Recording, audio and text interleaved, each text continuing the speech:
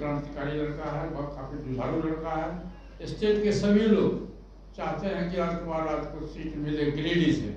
हमने पत्र लिखा, मैं टेलीफोन से भी कहा हूँ, यदि वो सीट मिल, मुझको उम्मीद है कि वो सीट हमको मिल जाएगा तो हमें दिएगा। नमस्कार, आप देख रहे हैं न्यूज फोनेशन। मैं हूं आपके साथ नरोत्तम सिंह। लोकसभा चुनाव के बाद एक बार फिर पशुपति कुमार पारस को भारतीय जनता पार्टी ने झटका दिया है। लोकसभा चुनाव में पशुपति कुमार पारस की पार्टी राष्ट्रीय लोक जनशक्ति पार्टी को एक भी सीट नहीं दिया गया था। उनके भतीजे चिराग पासवान की पार्टी लोक जनशक्ति पार्टी रामविलास को 5 सीट दिया गया था।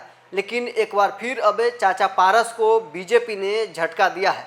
झारखंड में विधानसभा चुनाव का ऐलान हो गया है।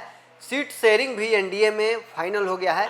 चाचा पारस ने भी वहां एक सीट का डिमांड किया था, लेकिन पशुपति कुमार पारस को झारखंड में एक भी सीट नहीं मिला, बल्कि चिराग पासवान ने 5 सीट का डिमांड किया था। उन्हें एक सीट झारखंड में एनडीए की तरफ से दिया गया है। सबसे पहले आपको पशुपति कुमार पारस का वो बयान सुनवाते हैं जब वो झारखंड में अपने झारखंड के प्रदेश अध्यक्ष के लिए एक सीट का डिमांड कर रहे थे। हमारा गठबंधन बिहार से है, बिहार में है, फिर भी मैंने झारखंड के लिए वहाँ के राष्ट्रीय अध्यक्ष आदरणीय नड्डा साहब को मैं पत्र लिखा हूँ। हमारा वहाँ के प्रदेश अध्यक्ष राजकुमार राज जी हैं, काफी क्रांतिकारी लड़का है, वह काफी जुझारू लड़का है। स्टेट के सभी लोग चाहते हैं कि राजकुमार राज को सीट मिले गिरिडीह से।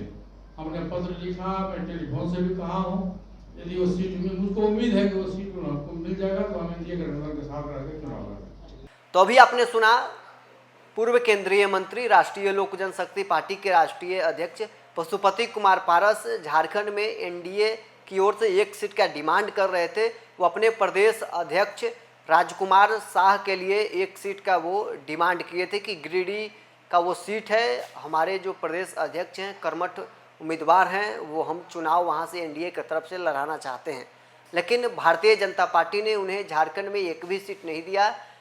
कहा जाए कि लोजपा रामविलास को एक सीट दिया गया है और चाचा पारस को झटका दिया है भारतीय जनता पार्टी ने। एक बार फिर लोकसभा चुनाव में भी भारतीय जनता पार्टी ने पशुपति कुमार पारस को एक भी सीट नहीं दिया था और अब झारखंड में हुए विधानसभा चुनाव में भी एक भी सीट नहीं मिली है।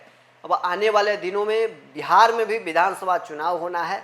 पशुपति कुमार पारस पहले ही बीजेपी को अल्टीमेटम दे चुके हैं कि अगर सम्मानजनक सीटों के साथ समझौता नहीं हुआ तो 243 सीटों पर हम अपने उम्मीदवार को उतारेंगे। क्या अब सवाल ये उठने लगा है कि पशुपति कुमार पारस को एनडीए से आउट के रास्ता दिखा दिया गया है।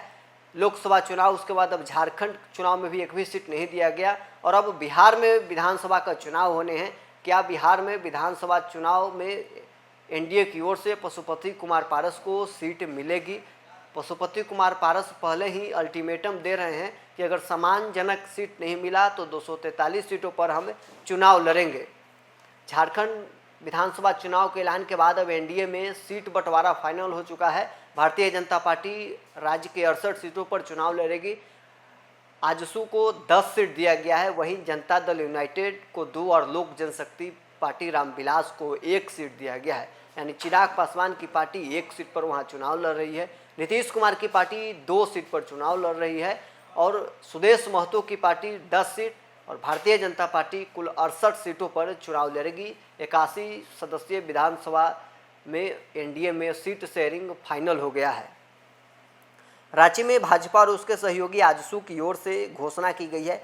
झारखंड के लिए भाजपा के चुनाव प्रभारी शिवराज सिंह चौहान ने कहा कि सीट बंटवारे पर आम सहमति बन गई है, जल्द ही उम्मीदवारों की घोषणा कर दी जाएगी। एनडीए गठबंधन में आजसू को 10 सीट दी गई है, जेडीयू को 2 सीटें दी गई है, लोक जनशक्ति पार्टी रामविलास को 1 सीट दी गई है। बाकी बची सभी 68 सीटों पर भाजपा अपने उम्मीदवार उतारेगी।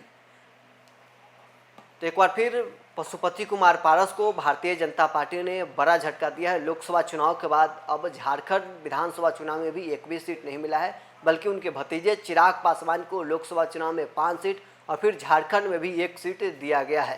नीतीश कुमार की पार्टी को 2 सीट झारखंड में मिला है। बहरहाल इस क्रम में इतना ही। आप बने रहे न्यूज फोनेशन के साथ।